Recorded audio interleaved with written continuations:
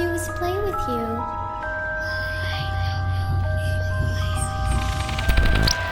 You're not afraid of the dark, are you?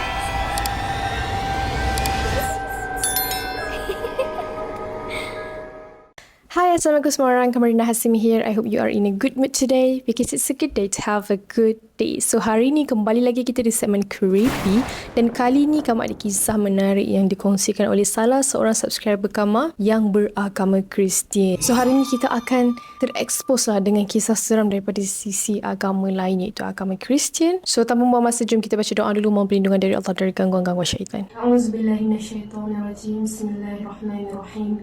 Rabbi a'udzubika min hamazati syayatin wa a'udzubika Rabbi an yahdurun.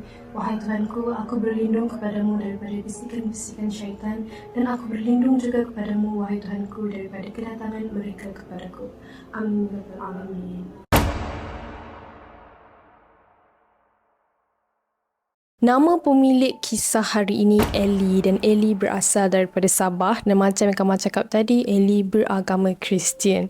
Sewaktu Ellie ceritakan kisah ni, dia berumur 16 tahun dan Ellie nak kongsikan dengan kita kisah tentang hantu mengandung. Macam Pontianak guys, tapi hantu ni bukan macam Cik Ponti tu, memang literally rare bagi saya sebab saya tak pernah dengar kisah seram macam ni. Dan kisah ni berlaku baru je lagi, iaitu pada bulan Oktober tahun ini korang. So kisahnya terjadi semasa Ellie dan juga dua orang sepupu dia ni nak pergi sembahyang rosari. Sembahyang rosari ni adalah sembahyang agama Kristian. So waktu tu pukul 7 petang tau. Pukul 7 petang, diorang kena melalui satu jalan yang gelap. Jadi diorang pun berbekalkan torchlight lah untuk lalu jalan tu.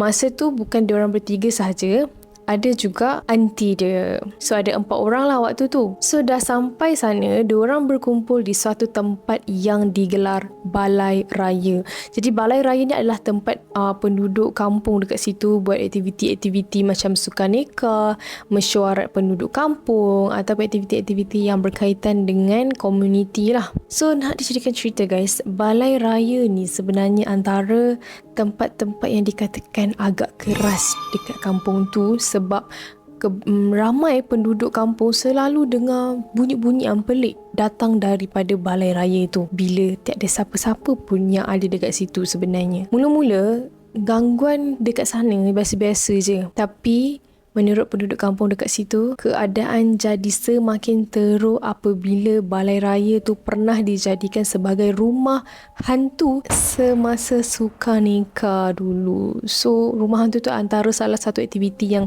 dijalankan masa event sukaneka berlangsung. So, kejadiannya terjadi sewaktu diorang dah sampai nak balai raya tu untuk sembahyang rosari kan. Waktu tu menurut Ellie, bukan diorang berempat je lah yang pergi semayang kan, ada ramai lagi lah. Time tu masuk je tempat tu, bulu roma Ellie dah seram semacam tau. Tapi waktu tu dia memang tak kisah apa-apa lah. Jadi diorang masuk dan siap-siap untuk nak semayang. So diorang pergi ambil kerusi dan ready nak tunggu semayang bermula. Waktu diorang nak tunggu tu, Ellie dan juga cousin dia dua orang tu sempat lagi berburak and gurau-gurau sikit lah kan. Sampailah waktu tu dah nak start berdoa.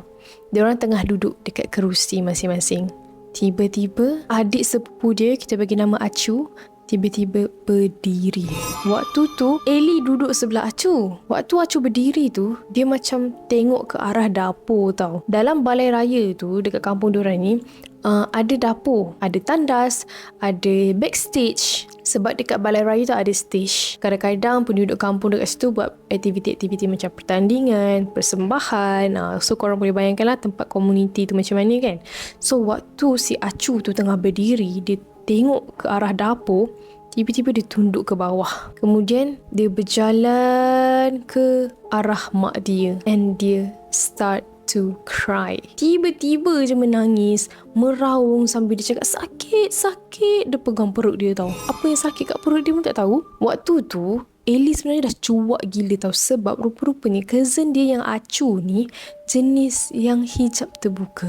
Dah banyak dah cerita yang dia boleh nampak benda-benda yang kita semua tak boleh nampak kan. Dia dah pernah kena kerasukan pun banyak kali juga sebelum ni. Lagi-lagi waktu dekat sekolah asrama dia. So waktu dia menjerit tu, dia sambil pegang perut dia tau. Dia menangis. Lepas tu tangan sebelah dia ni macam tepis something dekat kaki dia ni. Dan sebelah lagi tangan dia pegang perut dia yang tengah sakit tu. Dia menangis, kemudian tiba-tiba melompat-lompat. Dia menangis meraung kesakitan. Mak dia waktu tu seolah-olah macam dah tahu apa yang terjadi, sebab mak dia cuba pakaikan rantai rosari, iaitu rantai salib. Ini dalam agama Kristian ya. Dia pakaikan rantai salib tu dekat leher anak dia. Dan bila mak dia pakaikan rantai tu, acu tu terus macam kata panas kan, dia cakap sakit. So waktu tu semua orang tengok dia macam terkaku sebab dia kena rasuk secara tiba-tiba korang. Waktu diorang semua tengah nak sembahyang kan. Kemudian mak dia try lagi nak pakaikan rantai tu, tapi dia still tak nak pakai. And then acu duduk dekat lantai sambil dia hentak-hentakkan kaki dia. Dia menangis lagi kesakitan sambil pegang perut dia. Kemudian semua orang dekat balai raya tu mulalah baca doa, which is doa pengusiran roh jahat. Ini pun dalam agama Kristian. Dan semasa diorang baca doa tu, acu ni menangis lagi, dan mak dia paksa pakaikan rantai rosari tersebut sampai dia terus terduduk dekat lantai. Tak lama kemudian dia dah tenang sikit, but dia still menangis. Dia macam dah tak menjerit kesakitan lah. Jadi diorang still lah baca doa diorang. Tak lama lepas tu dia duduk je dekat atas lantai tu. Dia macam termenung, tapi termenung kosong tau, termenung kosong. Muka dia pucat sangat-sangat, dan diorang habiskanlah sembahyang diorang dekat balai raya tu. Waktu nak balik tu, acu diam je tau. Dia tak cakap apa-apa pun. Tapi Ellie dan juga cousin dia yang lagi seorang tu nak tanya pun macam tak sedap kan. So dia tak tanya apa-apa lah, sebab dia nak bagi acu rehat dulu. Beberapa hari kemudian diorang tanyalah dekat acu apa yang terjadi masa hari tu. Dan acu pun buka cerita. Waktu diorang nak mula sembahyang tu, sebenarnya acu dah nampak sosok perempuan yang tengah mengandung, dia tengah pregnant dekat bahagian dapur tu. Sosok tu ada dekat dapur. Tapi waktu dia tengah tengok perempuan tu, dalam masa yang sama dia rasa perut dia tengah membesar, seolah-olah macam dia tengah mengandung. Dia rasa apa yang sosok tu rasa. Kemudian dia tengah nampak perempuan tu pegang something yang tajam. It's not pisau, tapi sesuatu yang tajam. Dia tengok acu ni, kemudian dia tikam perut dia yang besar tu.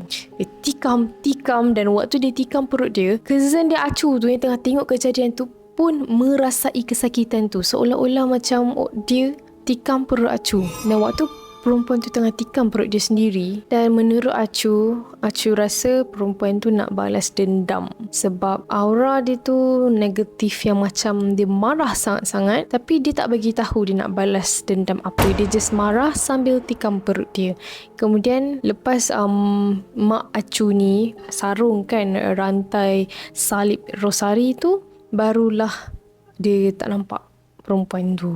Tapi beberapa hari selepas dia kena rasuk tu, sebenarnya dia still rasa yang dia tengah mengandung tau korang. Dia rasa yang dia tengah mengandung selama beberapa hari, tapi tak lama lepas tu dah okey dah lah. So inilah pengalaman Ellie, yang bagi Ellie sangat mengejutkan, sebab benda ni first time terjadi depan mata dia sendiri. Selalu dia dengar orang cerita je, jadi kali ni dia experience depan mata dia sendiri korang. So menurut Ellie, kalau Ellie ternampak sekali lagi benda-benda macam ni, akan cuba elakkan diri dia untuk menangis, sebab benda tu makin suka kalau orang menangis. Bagi Kama, maksud dia bila kita tengah menangis tu kita tengah lemah lah. So bila tengah lemah, senanglah benda-benda halus ni nak attack. Okay, so itulah kisah daripada Ellie. Kita move on kepada kisah yang kedua, yang terjadi dekat salah seorang subscriber Kama yang pernah berasrama di MRSM.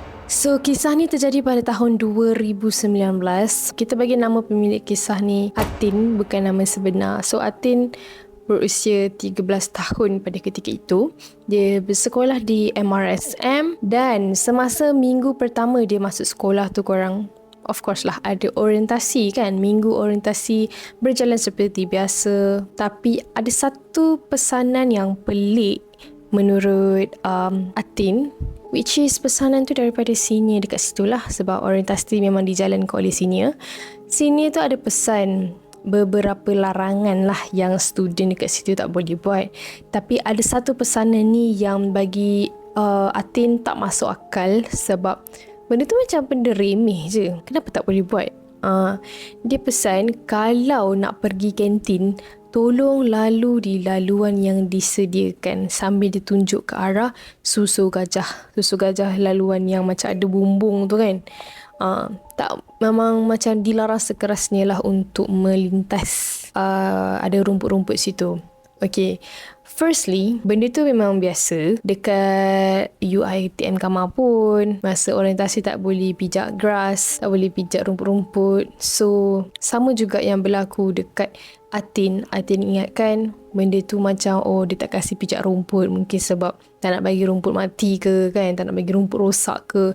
So, that's why dia larang sekeras-kerasnya. Tapi sebenarnya ada something yang terjadi tau. Mula-mula, Atin memang sangat berhati-hati lah. Memang setiap kali nak lalu, nak pergi kantin tu memang diikut je laluan susu gajah tu kan. Tapi lama kelamaan, semua orang dekat situ, student-student semua tak indah dah dengan larangan tu. Sebab diorang setiap tengok senior-senior pun lalu je dekat rumput-rumput tu, macam shortcut nak pergi ke kantin. Biasalah diorang mestilah nak berebut makan dekat kantin kan. So mestilah semua nak pilih jalan yang cepat untuk sampai ke kantin daripada kena lalu susu gajah pusing-pusing tu. Atin ni sebenarnya keluarga dia memang ramai yang senang lah kena ganggu dengan makhluk halus ni. Tapi Atin je yang waktu tu macam antara orang yang tak tahu apa-apa ke tau. Tak berapa tahu sangat pasal family dia punya salah sila bila ayah dia lah mostly. Sebab mungkin Atin waktu tu baru berumur 13 tahun kan.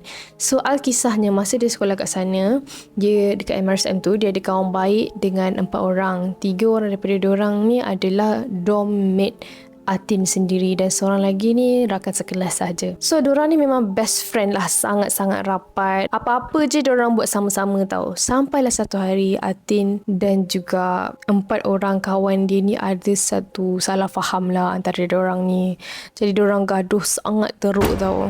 Dan sejak daripada pergaduhan tu berlaku, dia memang dah tak kawan dah lah dengan best friend dia ni. Dia cuma lonely, seorang-seorang. Dia cuma tegur sapa dengan dia punya classmate, dan ada juga yang berkawan dengan budak kelas-kelas lain lah. Dan disebabkan pergaduhan tu, dia dengan dormmate dia ambil keputusan untuk tidur di dorm lain bersama kawan yang berlainan kelas. Sampai macam tu sekali korang. Lama kelamaan diorang bergaduh ni, sampaikan kebanyakan orang dekat sekolah tu start membenci Atin. Atin pun tak tahu sebab apa, tapi macam ni lah korang perempuan punya vibes berkawan ni. Kadang-kadang mulut tu kan, dia menyampai-nyampai. Mulut menyampai-nyampai, kadang-kadang fitnah apa semua. Kita pun tak tahulah apa yang terjadi kan bila kita bergaduh ni. Tu tak boleh nak percaya sangat orang yang kita paling rapat. Bila dah bergaduh, macam-macam rahsia lah yang dia tahu dia akan lepaskan ataupun fitnah. Jadi inilah yang berlaku dekat Atin. Atin sangat-sangat frust masa ni sebab semua orang tak nak berkawan dengan dia. Tak tahulah apa yang telah dibagi tahu dekat orang ramai kan. Sampaikan senior, kawan-kawan senior dia dan cikgu juga dah start kurang suka dekat dia. Benda tu agak mengganggu mental Atin pada ketika tu, dan Atin selalu luahkan apa yang berlaku ni dekat ibu dia. So satu hari ni, waktu tu tengah exam tau korang, exam. Dan yang peliknya, Atin dia boleh tidur sepanjang masa exam tu. Dan dia tersedar 15 minit sebelum peperiksaan tamat. The time dia sedar tu, dia check, dia baru jawab 1 ke 2 soalan tau. Memang gelabah lah cerita dia. Memang tak sempat nak jawab sampai habis. Habis je exam, dia tanya kawan dia yang duduk dekat sebelah dia kan, cakap, kenapa tak kejutkan aku? Tidur lama gila aku tidur tadi. Tiba-tiba yang pelik dan yang mengejutkannya, kawan dia reply, bila masa kau tidur? Elok je tadi aku nampak kau jawab. So Atin macam terkejut sebab dia rasa macam kawan dia betray tau. Macam begitu, sampai macam tu sekali ke tahap korang benci aku, sampai korang nak nampak korang nak aku ni jatuh dalam exam, tak nak kejutkan aku, macam itulah dia rasa. Sebab Atin ni tak pernah dia tidur sewaktu exam. Dia sangatlah excited bila nak jawab exam, mungkin sebab dia study a lot kan. Jadi exam ni satu benda yang penting lah bagi dia. So pelik bila dia boleh tertidur lama pula tu. So dia pun ceritalah benda ni dekat parents dia. Jadi basically parents dia memang tahu semua benda yang berlaku dekat dia lah. Waktu hujung minggu, tiba-tiba parents Atin ni bagi tahu yang diorang nak ambil Atin bawa balik rumah. So Atin dah pelik kat sini sebab rumah Atin ni sangat jauh korang. So nak balik weekend tu jarang-jarang lah. Memang tak selalu. Selalunya kalau dia balik pun dia balik kampung dia sebab MRSM tu ada dekat kampung dia. Lepas tu hujung minggu tu pun dia balik rumah. Keesokan harinya dekat rumah, mak saudara dia datang. Mak saudara dia ni memang ada kelebihan untuk merubat orang tau. Jadi kehadiran mak saudara dia ni adalah untuk ubatkan Atin. So Atin macam pelik lah, kenapa dengan aku kan? Rupanya lepas dah berubat tu, makcik saudara dia kata ada benda yang mengikut Atin, dan Atin dapat benda tu sebab Atin terpijak tempat berdekatan kantin. Dan yang paling mengejutkan, benda tu orang kantin yang punya. Menurut mak saudara dia, benda yang duduk dengan Atin ni, dia tidak mengacau secara fizikal tapi dia mengacau secara mental. Dia memberikan aura yang negatif dan juga gelap. So setiap orang yang tengok Atin ni mesti akan timbul perasaan yang meluat dan benci tanpa sebab. So Atin agak terkejut lah dan sedih sebab benda tu dah buatkan orang-orang sekeliling dia ni benci dia. Hubungan dia dengan orang kat sekolah tu dah tak okey. Mental dia pun breakdown. Dan selepas dia berubat, dia pulang ke sekolah seperti biasa. Tapi agak takut lah sebenarnya untuk dia pergi ke kantin tu lepas dengar makcik dia cerita macam tu kan. Tapi dia abaikan je. Dan benda ni juga menjejaskan kesihatan dia sebenarnya. Lepas tu, pernah satu hari tu, dia terdengar yang kawan ayah dia ada cakap macam ni tau. Dia ni susah terkena sihir. Dia akan susah terkena sihir. Kalau ada yang menghantar benda tu, mesti akan berbalik semula. Dan kalau kena juga, mungkin tak teruk. Sambil dia tengok ke arah Atin. So Atin macam tak faham lah kenapa kan. Tapi tu je yang Atin dengar. So lepas tamat sesi persekolahan pada tahun tu, Atin ambil keputusan untuk pindah. Walaupun hubungan dia dengan orang-orang kat sekolah tu dah semakin pulih sebenarnya, tapi taklah sepulih yang sebelum kejadian tu berlaku. Dan family background dia ni macam Kamal cakap kan, memang banyak sangat kes sihir, kerasukan, saka dan sebagainya. Tapi beberapa adik-beradik belah ayah dia yang perempuan diberi kelebihan dalam ilmu ghaib ni tau. Contohnya ada adik-beradik ayah dia tu yang boleh rasa kehadiran benda tu. Ada juga yang jadi tempat benda tu rasuk, macam perantaraan kan bila nak bercakap dengan jin. Ada juga yang boleh buang benda tu. Ada yang dapat petunjuk.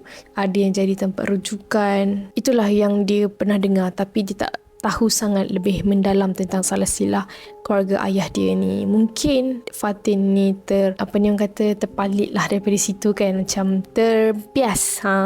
Dan waktu tu pun Fatin 13 tahun. Dia tak tahu sangat lah, tak ambil tahu sangat. So kisah kedua yang Atin nak cerita ni terjadi baru je lagi, iaitu pada bulan September yang lepas. Waktu tu sekolah dia tengah mengadakan satu camp perkampungan akademik SPM. Waktu ni Atin dah 17 tahun. Dan camp tersebut ada dekat tepi pantai.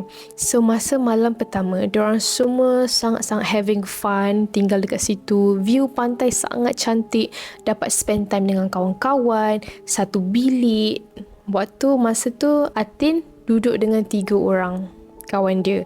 Dan bilik dia hanya ada satu arah sahaja, tetapi bilik ni dibahagikan kepada beberapa bahagian yang dipisahkan dengan tempat rehat yang ada tempat untuk iron, tempat ada air water filter tu, dan kerusi meja untuk lepak. So bahagian pertama ini dihuni oleh pelajar lelaki dan bahagian kedua, ketiga dihuni oleh pelajar perempuan. So jarak antara ketiga-tiga bahagian ni sangat dekat je, tak terlalu jauh. Dan pusat latihan ni sebenarnya memang sudah dimaklumkan agak menyeramkan.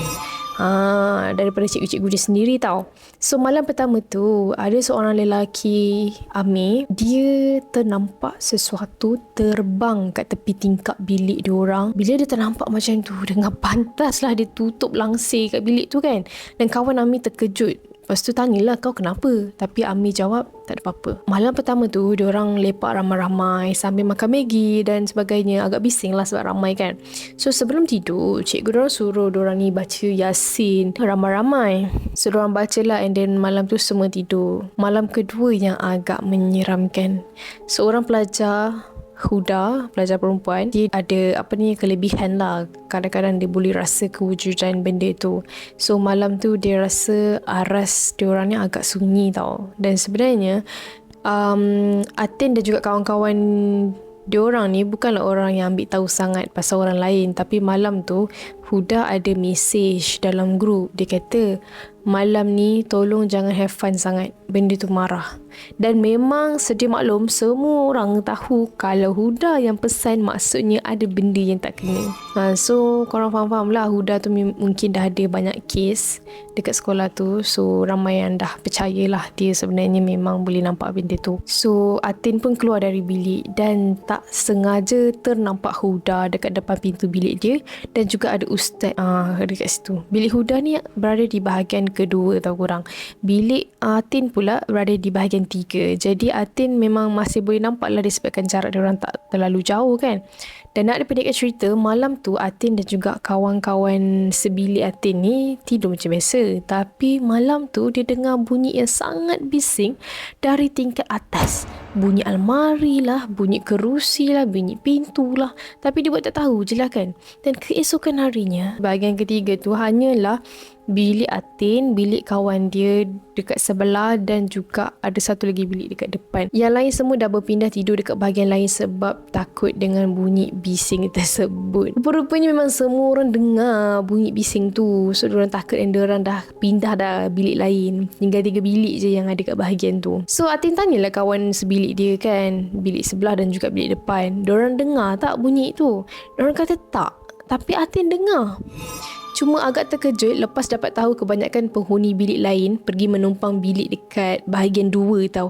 Rupanya Huda bagi tahu yang benda tu marah dan mengamuk sebab inilah pengajarannya guys.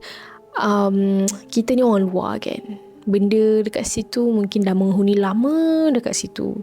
So benda tu agak marah disebabkan ada sepasang couple ni yang buat something lah dekat situ. Tak jaga batas pergaulan dan benda tu ikut balik sampai ke sekolah tau korang. Sebab ada seorang perempuan ni, kita bagi nama dia Ara, bukan nama sebenar. Ara ni diikuti benda tu. Satu hari, ni dah lepas camp tau, benda tu ikut daripada camp. Diorang tengah ada kelas pendidikan Islam. So adalah baca ayat hafazan kan. Tapi Ara ni senyap saja. Dia menggeletar tau badan dia sambil dia tangan tu macam ni. Ustazah tanyalah, Ara kenapa? Tapi dia senyap je.